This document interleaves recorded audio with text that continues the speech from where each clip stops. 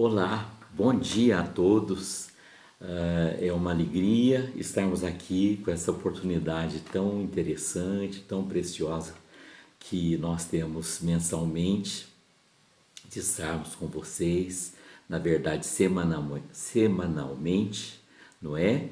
Quando outros professores também da Igreja Metodista estão aqui se reunindo com todos, também em escola dominical, através desse recurso precioso que é a internet, né? Então online a nossa classe de escola dominical. E como eu disse, a cada domingo é um professor e neste domingo coube a minha responsabilidade estar com vocês. Espero poder, em nome de Jesus, estar ajudando a todos, né? Bom, antes de qualquer coisa, nós vamos estar orando, pedindo a sabedoria do nosso Senhor e Deus, para que nós possamos ser enriquecidos com a palavra dele. Ó Deus, nós oramos nesta manhã, agradecidos por todas as bênçãos, também clamando por este mundo que tem passado por experiências trágicas, tristes, e como se não bastasse, Senhor, esta pandemia, agora, Senhor, esta guerra que tem destruído vidas e trazido tribulações ao mundo de um modo geral. Nós colocamos, Senhor, tudo nas tuas mãos, para que o Senhor, dentro dos teus propósitos, dentro, Senhor, da tua sabedoria, da tua compaixão, do teu amor e poder, o Senhor possa estar intervindo, ó Deus, em toda essa situação.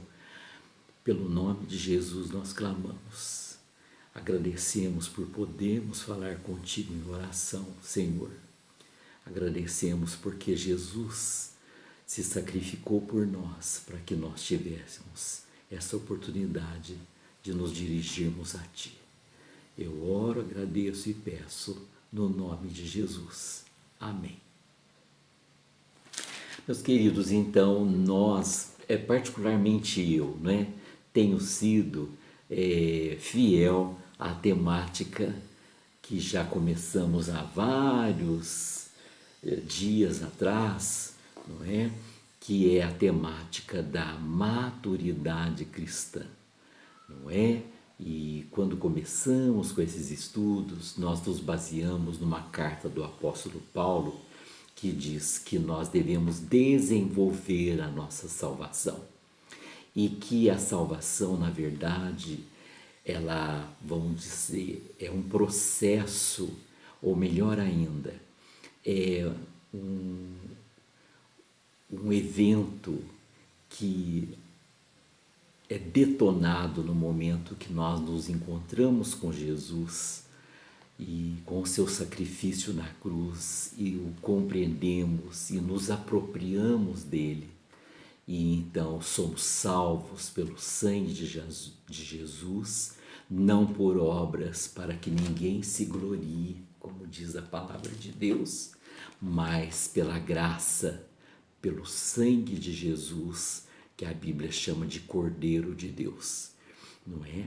E aí nós falamos que nessa graça salvadora nós também encontramos a graça santificadora, que é a graça então que vai num processo nos santificando, e como a própria palavra nos diz, de glória em glória nós vamos sendo tornados dia a dia mais semelhantes ao nosso Deus e Pai, mais semelhantes a Jesus, não é? Por obra e graça do próprio Espírito Santo. Então, é onde nós entendemos como se fosse um desenvolvimento, não é? Quando nós falamos em nível humano, não é? A infância, a pré-adolescência, a adolescência, a idade adulta, não é? Então, esse desenvolvimento da personalidade do ser humano. Então, agora a gente coloca um paralelo à luz da espiritualidade. Então, um início, né, uma infância na fé em que nós somos então agora selados com o Espírito Santo de Deus, não é, pelo nosso encontro com Jesus, pelo batismo, e aí então nós vamos agora crescendo neste conhecimento, nessa graça e no processo de santificação. Então, até atingirmos a maturidade, a perfeita varonilidade, não é? A perfeita estatura que é representada por nosso Senhor Jesus Cristo, né? Que constitui-se no próprio Jesus. Então, é nessa linha então que nós temos falado em vários subtemas. E hoje eu gostaria de falar com vocês a respeito da maturidade do cristão quando ele lida com a verdade, não é? E um nome para a nossa lição poderia ser somente a verdade. Tem tudo a ver com aquela frase que nós ouvimos em julgamentos, não é? Nos tribunais humanos, quando alguém é chamado a depor e então o juiz solicita um juramento, não é, da parte daquele depoente, não é, daquela testemunha, em falar somente a verdade e nada além da verdade. E aí, inclusive, usando mão desse recurso antigo, praticado na antiguidade, que é o recurso do juramento. E então, na antiguidade, as pessoas chegavam para garantir que a sua palavra era digna de fé, eles invocavam o nome de Deus. Então, é como ainda se ouve hoje nos nossos dias: eu juro por Deus, né? Como que então garantindo, dando algo em garantia da sua palavra. Nos dias de hoje, muitas vezes, ouvimos pessoas dizerem: eu juro pela felicidade dos meus filhos, como também dando uma garantia de que ele está falando a verdade, colocando em depósito, não é? Para garantir aquilo, aquele testemunho, a vida, a felicidade dos próprios filhos. Bom, como não poderia deixar de ser, não poderia deixar, né? Eu não poderia deixar, o texto bíblico que nos dá a base está no Evangelho de Mateus, o primeiro dos evangelhos no Novo Testamento, lá no capítulo 5, e nós separamos aqui o texto que está entre os versículos 33 e o 37. Lembrando que nós temos tido como base de estudos essa publicação da editora Angular da Igreja Metodista, não é? Num estudo específico desses vários temas dentro da temática geral que nós afirmamos para vocês, né? Lembramos há pouco que é a maturidade cristã, né? E isso é interessante a gente estar colocando esse parênteses, né? Gostaria de ler então com vocês esse texto que eu citei. Também ouvistes, essas são palavras do próprio Senhor Jesus, também ouvistes que foi dito aos antigos: não jurarás falso, mas cumprirás rigorosamente para com o Senhor os teus juramentos. Eu, porém, vos digo, então é Jesus agora dizendo: de modo algum jureis, nem pelo céu por ser o trono de Deus, nem pela terra por ser estrado de seus pés, nem por Jerusalém por ser a cidade do grande rei. Nem jures pela tua cabeça, porque não podes tornar um cabelo branco ou preto. Seja, porém, a tua palavra sim, sim, não, não. O que disto passar vem do maligno ou de Satanás, do próprio diabo. Então Jesus, ele, neste sermão que ele faz, que está registrado no Evangelho por Mateus, ele mostra que ele não só veio cumprir a lei, como ele veio aperfeiçoá-la, não é? Depois, num outro momento, nós podemos inclusive citar alguns textos, versículos deste mesmo evangelho que mostram essa realidade, né? Essa afirmação que eu fiz de que Jesus vem ir além do que está escrito. Ele veio aperfeiçoar a lei e cumpri-la na sua plenitude. E ele então diz, antes de jurar, que a sua palavra baste, não é? Então, para o cristão, o tema que vai ser sempre abordado com todas as reflexões vai ser em torno desta questão, dessa afirmativa. Seja a sua palavra sim, sim, não, não. E o que passar disso vem do próprio diabo. Jesus é taxativo, ele é direto, radical nesta palavra dele, como ele o faz em outras também. E o nosso estudo, né, ele propõe-se a prosseguir, então, trabalhando com a maturidade, agora à luz da nossa postura diante da verdade e diante da mentira.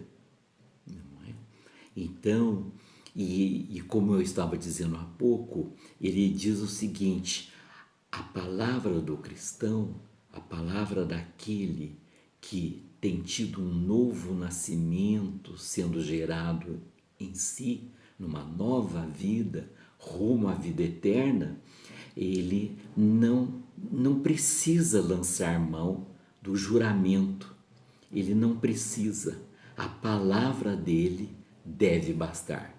A palavra dele deve ser o bastante para ele e também para os outros. Ele diz, eu estou dizendo que isto é verdade, não é? Então, Jesus diz, não jures, porque como você dá garantia, você usa como garantia algo que você não tem domínio nenhum, nem poder, não é? Se você jurar pela sua cabeça, qual o domínio que você tem sobre a sua cabeça? Né? Se você jurar pelo seu nariz, você é dono do seu nariz, não é? Se você jura pela vida dos seus filhos, você é dono da vida dos seus filhos. Aliás, Jesus vai dizer, quem pode acrescentar um segundo na sua vida, não é? Na duração da sua vida. Então, Jesus diz, não jure porque você não é dono de nada, você não pode dar como garantia alguma coisa, não é? Nem o seu dinheiro é seu, não é? Dinheiro hoje nós temos, amanhã teremos ou não. Então Jesus diz que a sua palavra cristã, seja o bastante, não é? E aí, essa postura de lidar com a verdade, meus queridos, é uma postura que demonstra maturidade da pessoa, da caminhada cristã daquele indivíduo, daquela pessoa. E eu perguntaria aqui, o que faz o que move a gente, né, no dia a dia mesmo, a sentir necessidade de mentir? Não é? Às vezes, nada, quem sabe, uma mentira revestida de malícias, de planos de malignidade, né? Uma mentira disfarçada de verdade para que a gente possa prejudicar alguém ou enganar alguém com resultados e consequências assim desastrosas. Talvez nem seja essa mentira, mas quem sabe sejam aquelas mentirinhas fortuitas, não é, que acontece e nós nem percebemos, não é? Coisas pequenininhas que, ao nosso ver, não vão prejudicar ninguém e nem estariam prejudicando a nós mesmos, mas que são mentiras, não são verdades. E Jesus diz assim num outro momento, meus irmãos, ele diz assim: quem não consegue ser fiel no pouco, não será fiel no muito.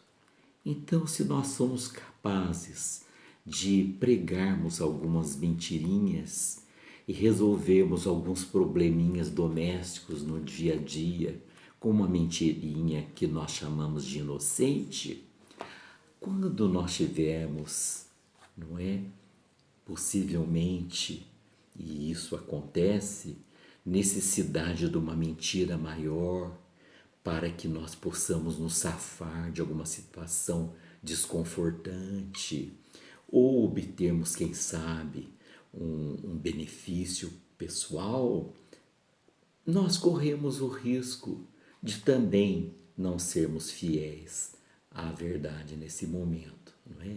E como Jesus diz, se você não conseguiu garantir uma verdade no momento simples e você precisou pregar uma mentirinha, aplicar uma mentirinha honesta, uma mentirinha, desculpe, inocente, né? Então, você certamente será capaz e não conseguirá ser fiel também no momento de uma grande situação e que exigir de você sinceridade, honestidade. Não é? Pense bem nisso, meus irmãos. Pense bem. E o que faz com que a gente às vezes queira e tenha tanta tranquilidade em pequenas mentirinhas, ou talvez em mentiras que não sejam tão grandes, mas também que não sejam tão pequenas, e assim mentimos para o nosso chefe, para o nosso amigo, para a nossa esposa, nosso cônjuge, para os nossos filhos, né? E aí, de repente, quando vemos, também estamos mentindo para Deus, que é um dos momentos que nós vamos conversar na nossa aula. Não é? Eu gostaria de também colocar a questão da omissão e de jogar para vocês. Eu não mentir, mas eu também não falar a verdade é também uma forma de falsidade? Representa, se não uma mentira, uma falsidade, uma atitude falsa da minha parte? Afinal, existem momentos que a vida exige de nós uma dose de falsidade. Bom, a palavra verdade no original grego chama-se, a palavra é aletheia, aletheia. E ela significa coerência das palavras com os fatos. Olha, vejam, coerência das palavras com os fatos. Não é? A gente tem que falar as coisas de acordo com os fatos. Alguém já disse, contra fatos não há argumentos. Não é? E nós não podemos correr o risco de alguém dizer para nós assim, realmente, né, as suas palavras não estão sendo sinceras, porque eu estou sabendo que determinado fato não aconteceu assim. Ou nós podemos garantir uma coerência e a pessoa dizer para nós, de fato, você está falando a verdade, porque eu também tenho uma informação semelhante a essa, e isso vem ratificar, né, reforçar essa palavra que você está me dando como verdade. Né? Então, uma coerência. Então, eu diria assim, meus irmãos, quem mente é incoerente. E no caso do cristão, ele é mais incoerente ainda, porque ele fala uma coisa, ele crê no Senhor Jesus, que é a própria verdade de Deus revelada a nós, né? E que afirma que Ele é a própria verdade. E se eu acolho essa verdade em mim, como que eu minto? Então, a minha vida prática não está sendo coerente com aquilo que eu digo que eu creio e que eu penso que eu acredito. E então essa aletheia, a palavra grega, né? Ela também significa sem mentiras e sem enganos. Sem mentiras, sem enganos, sem vontade de enganar. sem propósito de enganar alguém. Não é? Agora, em contrapartida, a palavra mentira no hebraico nós podemos pronunciar sheker, soletra S-H-E-Q-E-R, sheker, né? Não sei bem se é assim que pronuncia corretamente. Significa a declaração daquilo que se sabe ser uma falsidade com a intenção de enganar. Então vejam bem, muitas vezes eu posso estar enganado, não é? Com uma informação. E aí eu posso estar colocando para alguém, mas não está havendo em mim a intenção de mentir. Eu estou pensando que aquilo é verdade, não é?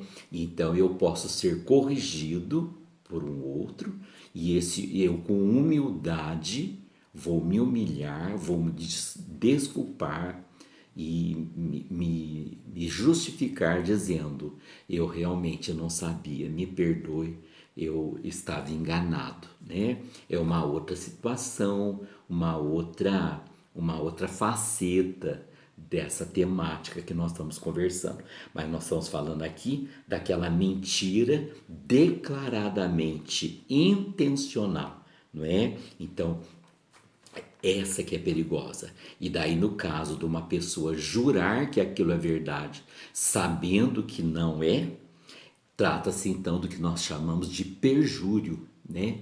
Um crime de perjúrio, de jurar em falso.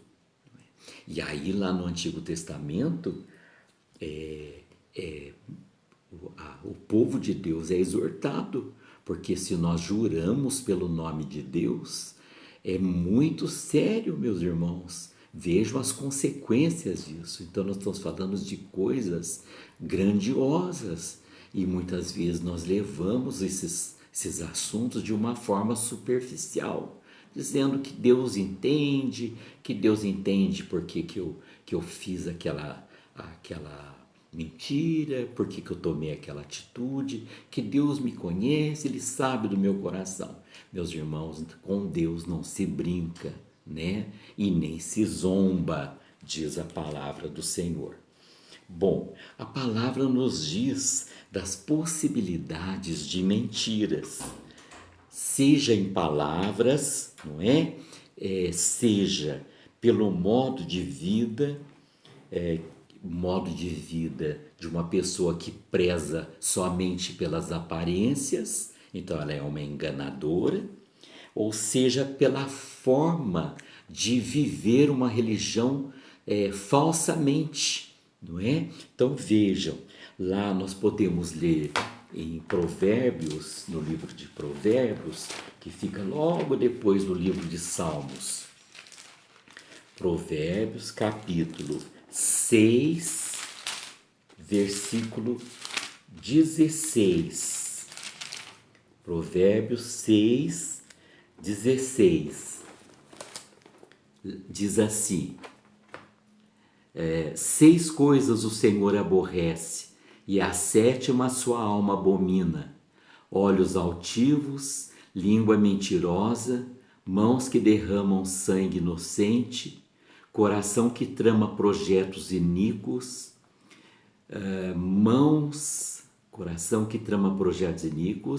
pés que se apressam a correr para o mal, testemunha falsa que profere mentiras e o que semeia contendas entre irmãos, não é?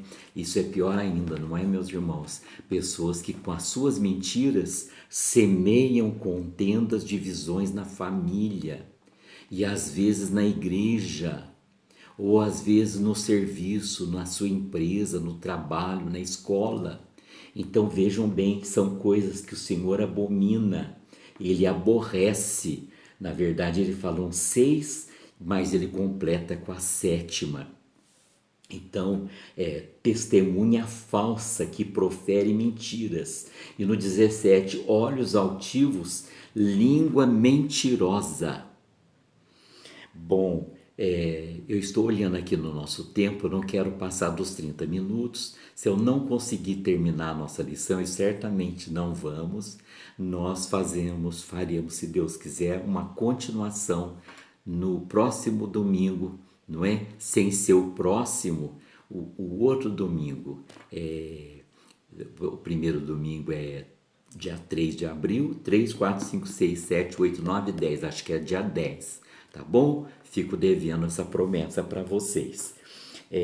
Seja pelo modo de vida, por exemplo, Salmo 62, versículo 9. Salmo 62, versículo 9, diz assim, ó: somente vaidade são os homens plebeus, falsidade os de fina estirpe, pesados em balança, eles juntos são mais leves que a vaidade, não é? Que um sopro. Então, pessoas que se preocupam de uma forma vaidosa, não interessa se eles podem ou se não podem, né? Se gastam mais do que deveriam.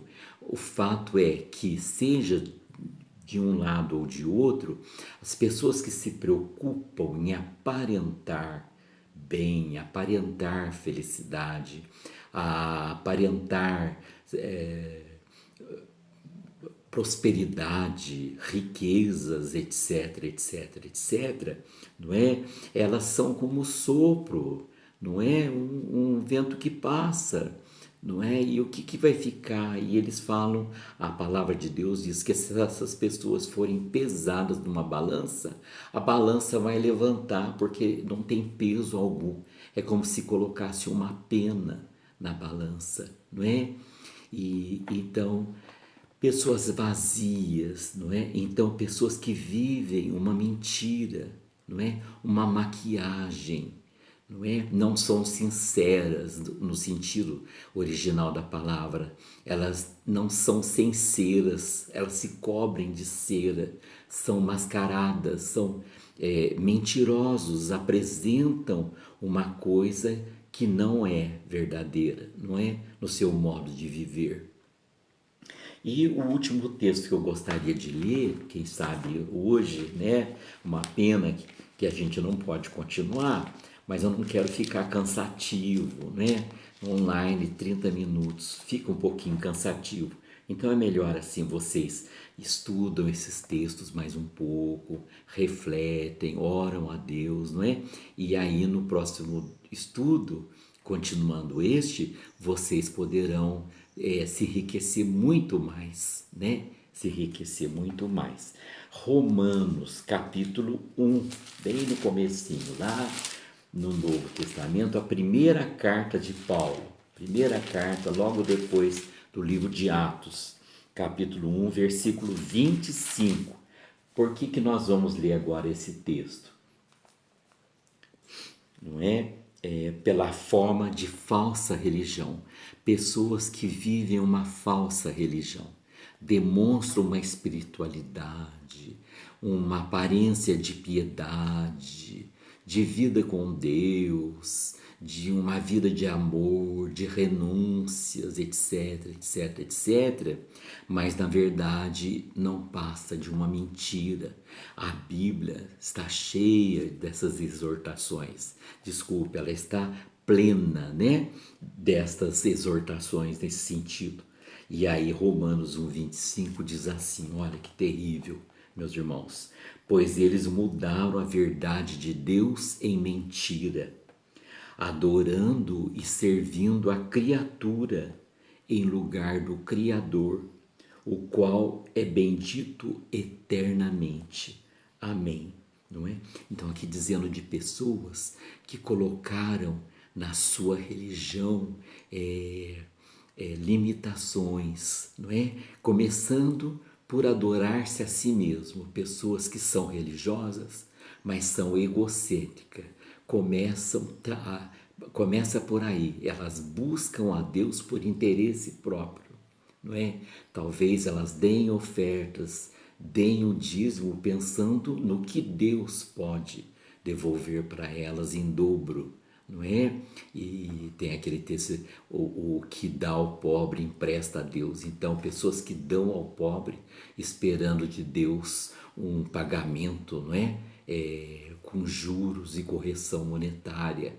Então, pessoas que se adoram a si mesmas, ou então adoram outras coisas, objetos, pessoas no lugar de Deus, né?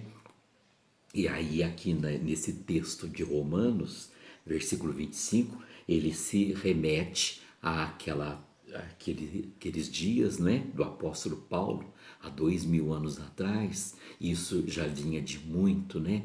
Pessoas que faziam imagens de animais. Por exemplo, nós vemos lá no Velho Testamento o povo de Israel fazendo um bezerro de ouro para o adorar, né?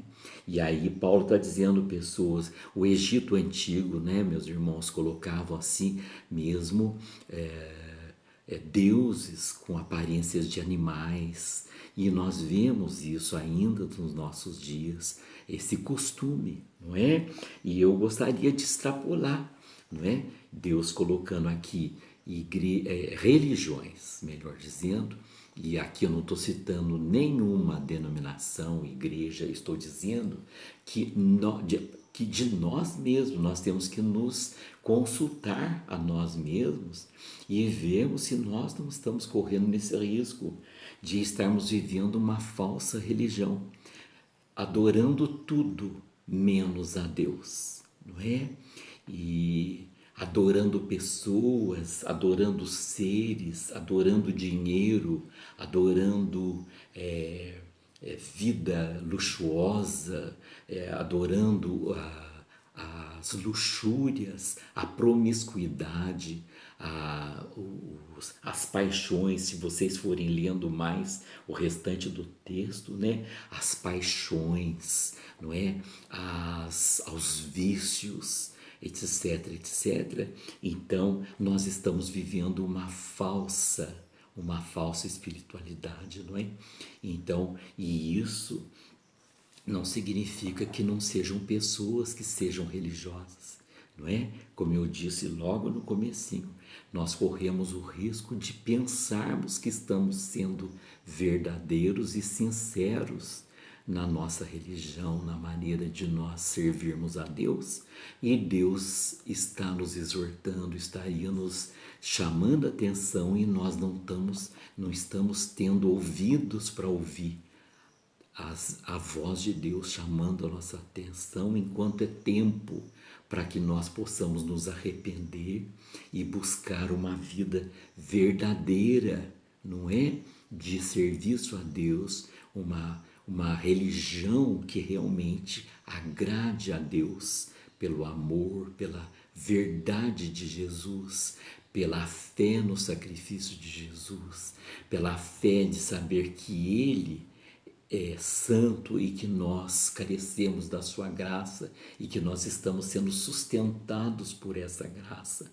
Estão entendendo, meus irmãos? Então, o terceiro item que eu quero deixar com vocês é esse: que nós corremos o risco de estar também vivendo uma mentira na nossa religião, na nossa maneira de nos relacionarmos com Deus, né? Então, 3 formas de mentir. Uma é pelas palavras, assumirmos pelas palavras mentiras com aparência de verdade. Lemos Provérbios. Ou então pelo modo de vida que preza pelas aparências, pessoas que querem aparecer ou parecer algo que elas não são na verdade, não é? Estão então pelo seu modo de vida vivendo uma mentira, fazendo uma mentira para o mundo, né? E por último, lá em Romanos, nós corremos o risco de estarmos vivendo uma mentira no que diz respeito ao nosso relacionamento com Deus. Pensamos que estamos agradando a Deus, mas na verdade estamos entristecendo ou estaríamos entristecendo o Espírito Santo. Meus irmãos, nós temos que parar agora, quase 35 minutos. Nós vamos parar e, se Deus quiser, Nós vamos continuar essa lição no próximo domingo, como eu disse, não no dia 3, mas possivelmente no dia 10. Se Deus quiser, eu estarei aqui para nós continuarmos e concluirmos. Eu acredito que foi feita essa introdução e aconselho vocês a procurarem na internet, no Google, a parábola da mentira e da verdade. Leiam lá, porque eu vou citar essa parábola na próxima lição. A parábola da verdade e da mentira. Procurem lá no Google, na internet. Tem inclusive o vídeo, se vocês quiserem, vocês podem encontrar lá. Tá bom? Que Deus abençoe a todos. Até a próxima, se Deus quiser.